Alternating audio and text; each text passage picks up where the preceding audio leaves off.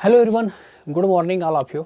आप सभी लोगों का हमारे official YouTube channel Nishant GF research centre में स्वागत है। डियर स्टूडेंट्स, अगर आप लोग हमारे चैनल पर पहली बार विजिट किए हैं तो प्लीज़ जा करके प्लेलिस्ट आप पूरा का पूरा देख लीजिए। टोटल आपको मैथमेटिक्स वहाँ पर मिलेगा, ठीक है।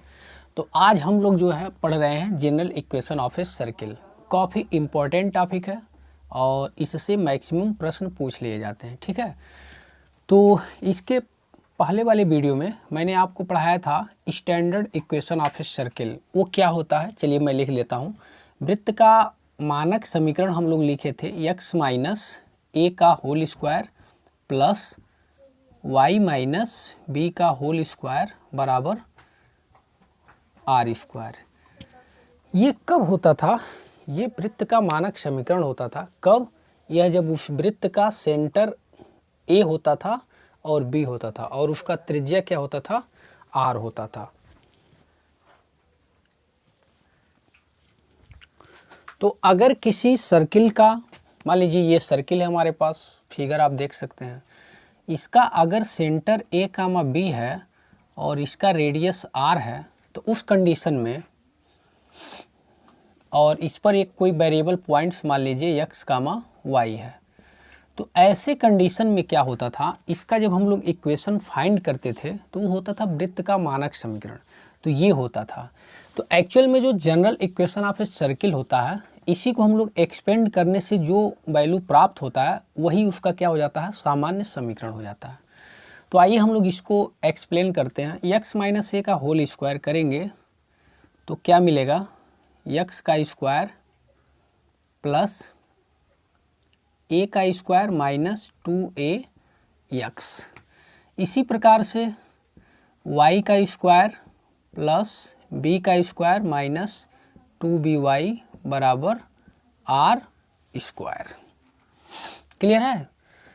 थोड़ा सा और अच्छे फॉर्म में इसे लिख लिया जाए तो x square plus y square minus 2ax minus 2by और plus a square plus B square, और ये आर स्क्वायर को मैं अंदर कर लेता हूँ, माइनस का आर स्क्वायर बराबर क्या? सी। तो ये वैल्यू मिला। अब इसको थोड़ा और अच्छे तरीके से अगर मैं लिखूँ तो यहाँ पर मान लिया जाएगा, यदि मान लिया जाए, माना ये जो माइनस ए है, माइनस ए को मैं मान लेता हूँ क्या? जी। क्लियर है? और माइनस बी को मैं मान लेता हूँ क्या? एफ। और ये जो पूरा चीज़ आपको दिख रहा है ये इसे कांस्टेंट सी के बराबर मान लिया जाता है, तथा यहीं पर मैं लिख देता हूँ A square plus B square minus R square, इसको क्या मान लिया गया? सी मान लिया गया। तो आइए हम लोग देखते हैं, अब ये सब मान इसमें हम लोग रखते हैं तो क्या मिलता है। तो हमें मिलेगा x square plus y square और प्लस 2gx, क्योंकि यहाँ पर देख रहे हैं माइनस ए की जगह क्या लिखना है? जी लिखना है।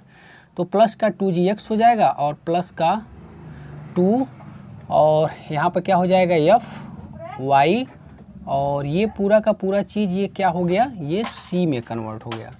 तो हमें जो है इस प्रकार से एक समीकरण मिल गया।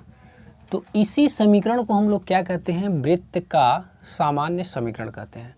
एक्चुअल में इसमें जो इसका जो सेंटर होता है, तो सेंटर को हम लोग अगर सामान्य समीकरण में अगर हम लोग इसके केंद्र की बात करें तो केंद्र इसका होता है ए का मान, यानी ए का मान क्या हो जाएगा? माइनस जी, यहाँ से देखिए, और बी का मान क्या हो जाएगा? बी माइनस का एफ हो जाएगा। अगर हम लोग इसमें इसकी त्रिज्या का बात करें, इसका रेडियस क्या होगा इस कंडीशन में, तो आप लोग यहाँ से देख सकते हैं वैल्यू मैं निकालने का प्रयास कर रहा हूँ। A square plus B square minus C बराबर क्या? Are square. तो आर को मैं ऐसे भी लिख सकता हूँ, A square plus B square minus C बराबर क्या? आर। और एक्चुअल में ए की वैल्यू क्या है? माइनस का जी है। तो जब मैं यहाँ पर पुट करूँगा तो G square plus F square minus का सी, ये जो मिला हमें, ये एक्चुअल में इसका क्या है? ये सर्किल का ये रेडियस है। तो अगर हम लोग इस सामान्य समीकरण में रेडियस का बात करेंगे, रेडियस अर्थात त्रिज्या, तो क्या मिलने वाला है, under the root G square plus F square minus का सी, ये इसका क्या हो गया, रेडियस हो गया, और ये क्या है, इसका सेंटर है।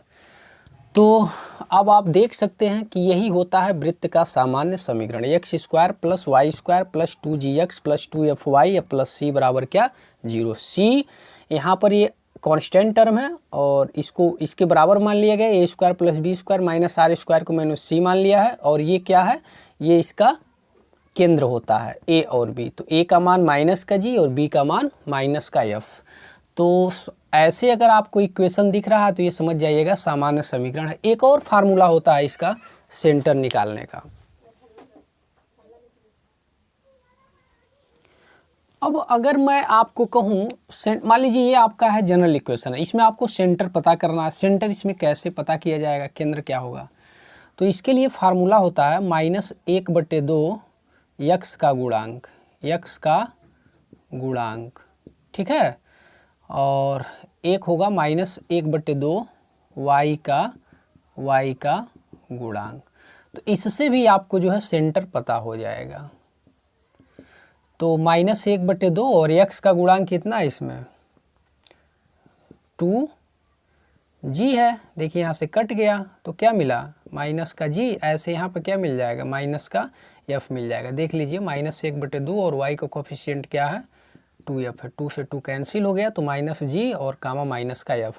तो इस प्रकार से भी सेंटर को आप पता कर सकते हैं। -1/2 x का गुणांक, -1/2 y का गुणांक, ठीक है ना। इस तरीके से सेंटर आप पता कर लेंगे। और जब इसका सेंटर पता हो जाएगा तो इसका आप रेडियस भी पता कर लेंगे, क्योंकि इसका फार्मूला क्या होता है, under the root G square plus F square minus का सी।